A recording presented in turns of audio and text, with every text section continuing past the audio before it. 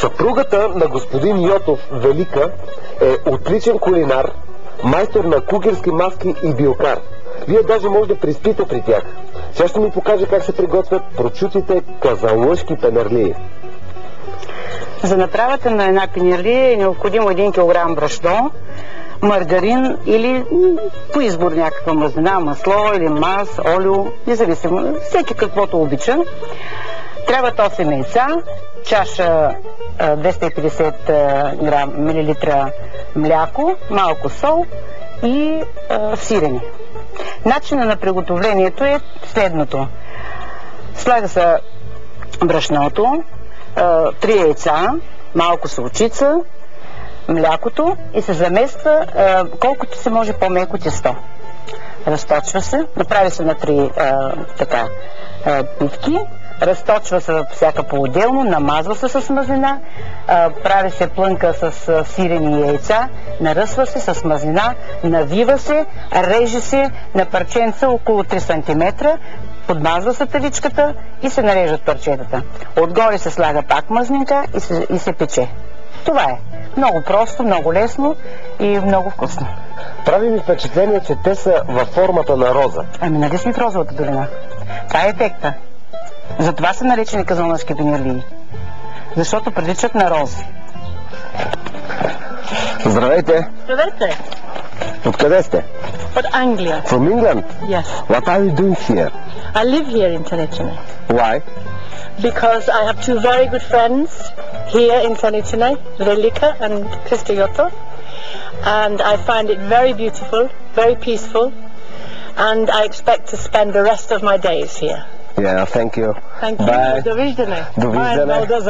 Довиждане. Довиждане, беше ми приятно. Видяхте ли? Англичанка в Търничене, японци в Шипка. И това съвсем не е случайно. Връх Шипка е едно от най-посещаваните неща в Казанлък. Аз се отправям натам, за да видя паметника на свободата.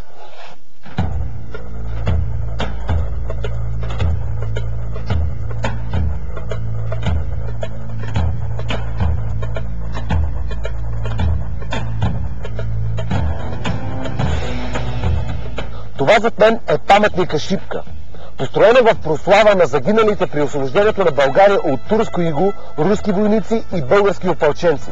Построена през 1934 година и е висок 31 метра и половина.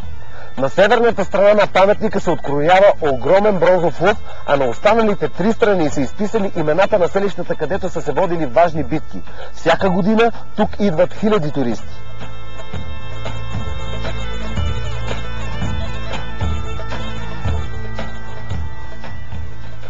Недалеч се намира скалистия връх Орлово гнездо, станал арена на най-драматичните събития. Вдъхновен от случилото се, Иван Вазов написва поемата "Опълченците на Шипка". Всяка година на 3 март, националния празник на България, и на 23 август, денят на най-ожесточените сражения, тук се провеждат тържества и възстановки на бойните действия.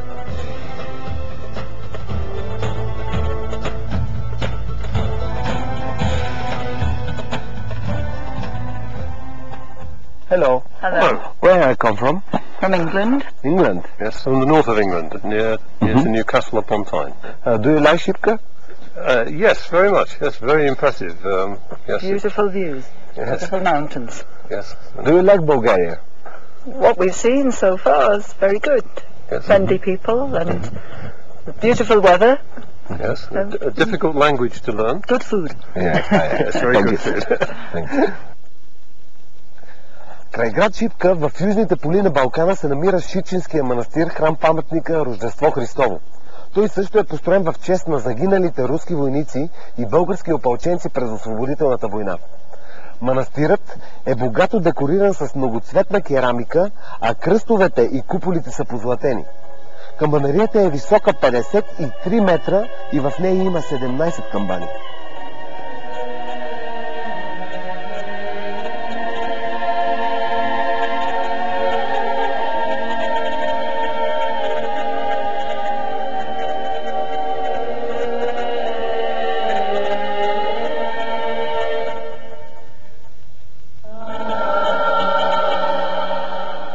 Върху 34 мраморни плочи, поставени отвън в откритите галерии и вътре по стените на манастира, са изписани имената на полковете и частите, взели участие при битките край Шипка и Шейново.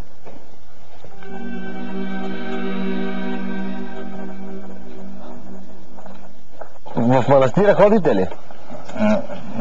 Зорато, голяма Зорато. Да. Камбани, Европеан, много голяма Европеан, един number one. Да. Най-много камбан има. В Европа? Ай. Трябваше да дойда в град Шипка да се запознае с японци, за да разбера, че най-голямата камбана в Европа се намира тук, в Шипченския манастир. Това е Яки. А това беше Пътеводител БГ. Елате задължително тук и бъдете с нас следващия път, а до тогава ви пишете пътеводител@bnt.bg. Какво означава Яки Мо?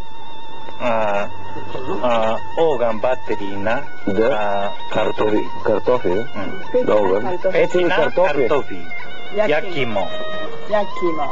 Печени картофи. Да.